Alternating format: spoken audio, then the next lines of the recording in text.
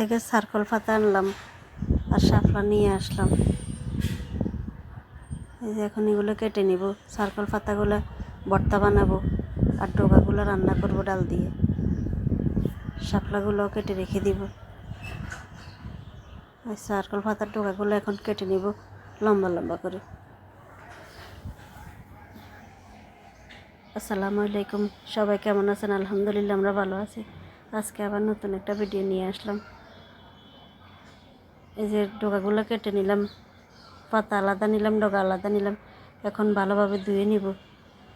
ধুয়ে ডগাগুলো আগে সিদ্ধ করে নিব। এখানে মাছ নিলাম, ডাল নিলাম আর ভাত রান্না করে নিলাম আগে। এখন প্রেসার কুকারে ডালগুলো সিদ্ধ বসিয়ে দিব। সার্কলের ডগাগুলো সিদ্ধ করে নিব। এখানে পাতাগুলো ধুয়ে নিব। ডাল সিদ্ধ হয়ে গেছে, ডাটাগুলো সিদ্ধ করে নিলাম। এখন রান্না বসিয়ে দিব। শাক সিদ্ধ বসাবো। এখানে সরিষার তেল দিয়ে সিদ্ধ করে নিব। আগে ভর্তার জন্য মরিচটা ভেজে নিলাম, দিয়ে দিলাম কালো জিরা ফোড়ন ওই তেলে, রসুন দিয়ে দিলাম, পেঁয়াজ দিয়ে দিলাম, দিয়ে দিব এখন সরিষা। এগুলো দিয়ে ভালোভাবে ভেজে নিব। ভাজা হয়ে গেছে, এখন শাকগুলো দিয়ে দিব। শাকগুলো সিদ্ধ করে নিব এগুলোর সাথে। ভালোভাবে সিদ্ধ করে নেবে এগুলোর সাথে।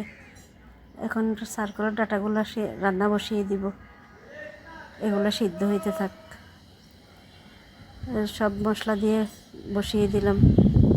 মশলা কষানো হয়ে গেছে, এখন পানি দিয়ে দিলাম। পানি দিয়ে মাছ দিয়ে দিব। এখন বেশি মাছ দিব না, অল্প একটু ডগা এক টুকরা মাছ দিয়ে দিলাম। এদিকে পাতাগুলো সিদ্ধ হয়ে এসেছে, দিয়ে দিলাম একটু লবণ। এখন লবণ দিয়ে ভালোভাবে মিক্স করে নিলাম।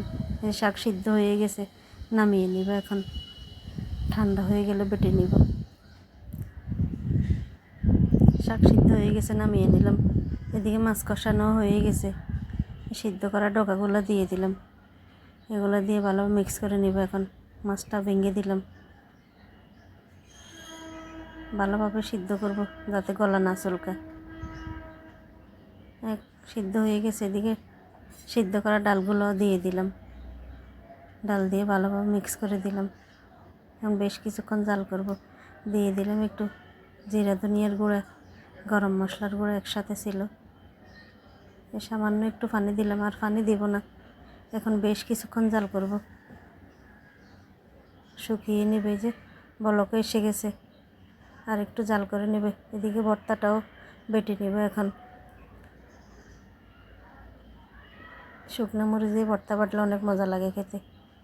তরকারিও হয়ে এসেছে,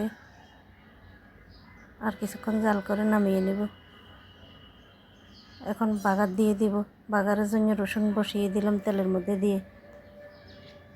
দিয়ে দিলাম তার বাগার দিলে গ্রানটাও ভালো লাগে।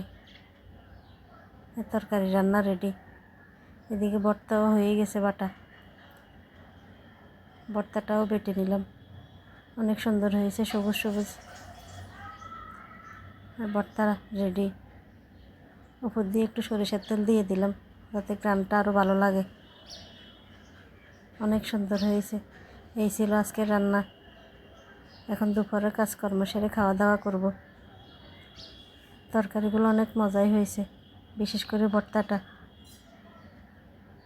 এই যে এখন খাওয়া দাওয়া করব। আজকে এ পর্যন্তই।